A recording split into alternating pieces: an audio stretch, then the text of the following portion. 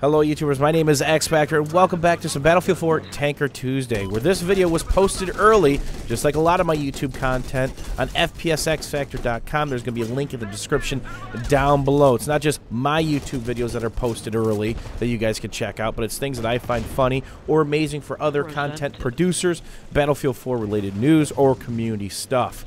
So let's preface this. This is not Conquest. I know that I promised you guys some Conquest action, but I had a problem with some of the rounds that I recorded on Conquest, and then it just killer round with the attack boat, flawless, dropping I think almost close to a 50 bomb, and the file got deleted by accident. So I apologize. We are doing Conquest next week. We may or may not be in a tank. You guys let me know what you really want. We really got to start getting some variety on Tanker Tuesday, because we've already done Siege of Shanghai a couple times. We've done quite a bit of Rush, as this is Rush. So here's my problem with this round. We're checking lanes, we're switching over to different lanes, we're filling spaces, but I've got a gunner who said, hey X Factor, I've got reps, just don't outrun me. I've always been the guy to try to stop in a safe spot and allow the repairer to do his job. More importantly, protect him. So I'm really going to be without reps, unless I'm doing it, or I go back into the masses and get some community reps, which really doesn't help you out as a tanker. If you're in the same clump as the infantry on your team, as that gas canister breaks the lock, you're going to have a bad time. That's going to allow their tanks to creep up, because remember, they get multiple tanks, and they get that attack jet, which can basically rip you to shreds in a split second if your APS is not up, or you do not have cover. And the good jet pilots, they bait you into popping that APS early and then just finish you on that stray from like a top-down attack. It's absolutely nasty. So there's some law action going on over here, which isn't that effective, but yet it can be effective because it's an auto lock, instant auto lock. So he doesn't have to stay there like a javelin or a sprawl and expose himself. He just has to peek his little head around that corner, press mouse button 1, and away the law goes. But if there's a couple of them in a pile or surrounding you, you're actually going to be surprised at how effective the law can be. It's really, really annoying, because there's basically nothing you can do about it unless you can just splash shot, or you two-bang them in the head as they're peeking that corner, if they're going to peek the same spot, which, you know, is something I never recommend. So something to check out right here. These mines on the highway. Not a bad spot, but I don't want to roll up on them and sit on them at any point in time. The other thing I have to realize is there a MAV? Is there a MAV above me? The worst place teammates can put mines are on corners that you're going to pillar, right? So they've got one MCOM, they're flashing the other. I'm trying to recover this lane, and I got sucked into a bad position trying to cover my squad, guys that are randomly working with me. And VoIP, I should have played it closer to the heart, the MCOMs, because they got a heck of a push that I didn't realize.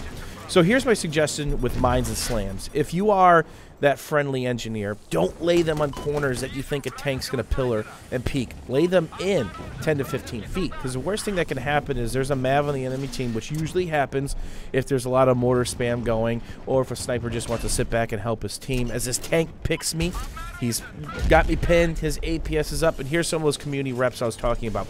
Lay them 15, 20 feet in from a corner, so the enemy tank that comes rushing in is going to nail him, not you when you're trying to repair or pillar on the corner, because if there's 3 or 4 mines or slams out and that MAV hits one button, you're dead. Not to mention the enemy tank. If it splashes those mines and you're sitting on them, you're actually dead.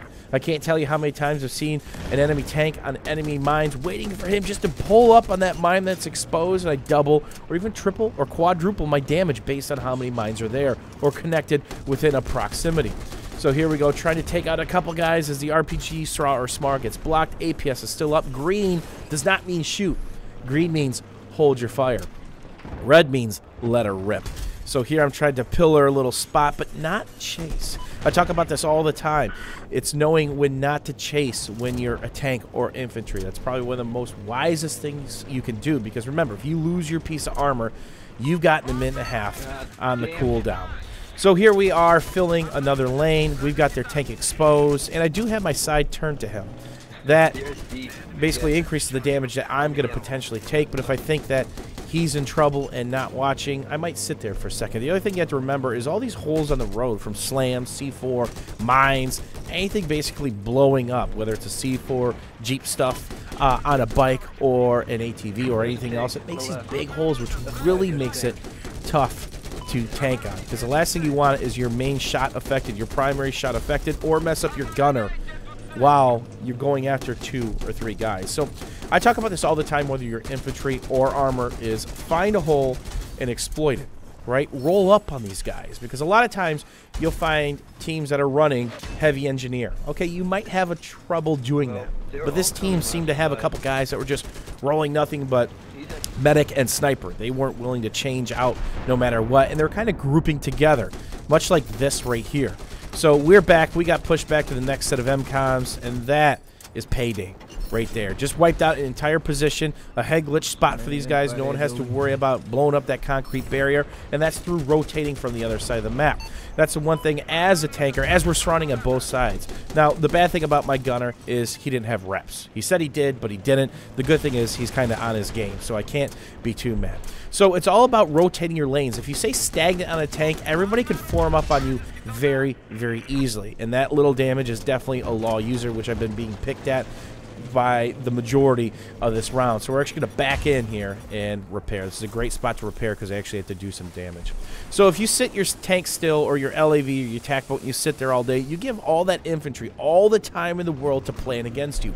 Bust out a mortar, a UCAV, flank you, have a couple guys push you, one distracts you with an RPG, another one gets around you with the C4s, you're dead. It's simply that easy. So if you rotate and you push through, you're going to find a lot of people getting lazy, sitting on their hands, kind of camping spots, much like these snipers were for the majority of this match. They weren't really pushing the flag, but they were sitting in a spot which they could pick some of our players off. Is it being super effective? No, because more than likely those players are getting revived, and they're nowhere near the MCOM, nor are they really supporting the guys. So this is it. This is all she's going to write, because I didn't have the reps. This guy said he had reps, didn't get out. That's the other thing. If you're the tanker and your guy gets out, make sure you rotate your tank or pull in front of him if he doesn't know the gun trick. What's the gun trick?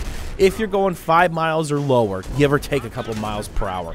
Whichever way you face your turret is the way you're going to go out. So if you face around to the back, you're going to get out. And there you see the law actually being effective. So why not finish the round out strong?